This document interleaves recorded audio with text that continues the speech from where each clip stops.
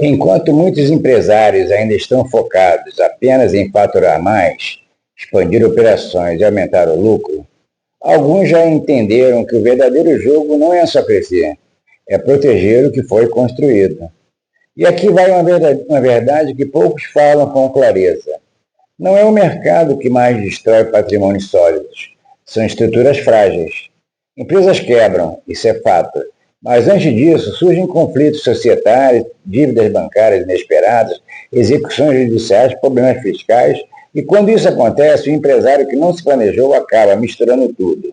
Empresa, patrimônio pessoal e família. O resultado? Aquilo que levou 10, 20, 30 anos para construir pode começar a se desfazer em questão de meses. Agora me responde com sinceridade. Se você enfrentasse um processo, uma dívida maior ou até um conflito familiar, o seu patrimônio estaria protegido ou completamente exposto? Porque a maioria só percebe o risco quando já é tarde demais. E é exatamente por isso que alguns empresários estão jogando em outro nível. Eles não esperam o problema chegar, eles se antecipam. E uma das principais ferramentas que esses empresários estão utilizando é a holding familiar. Mas esquece aquela ideia de que isso é só para muito rico. Não é.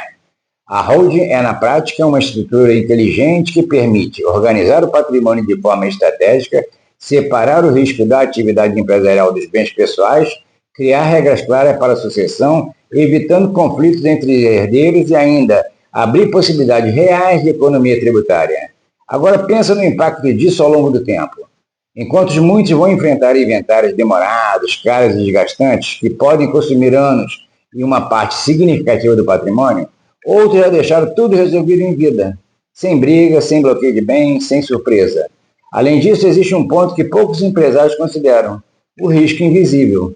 Às vezes não é a sua empresa que quebra, é um sócio que entra em conflito, é um casamento que termina, é um processo que você nem esperava. E quando o patrimônio não está estruturado, ele vira alvo.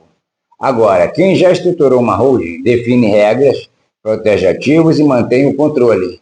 Não fica refém de circunstâncias. E aqui está a grande virada de chave. Isso não é sobre medo, é sobre estratégia. Os empresários que mais preservam riqueza não são os que mais ganham, são os que melhor se protegem. Então a pergunta não é mais se você deveria pensar nisso. A pergunta é: quando você está disposto a arriscar do que já construiu por falta de planejamento?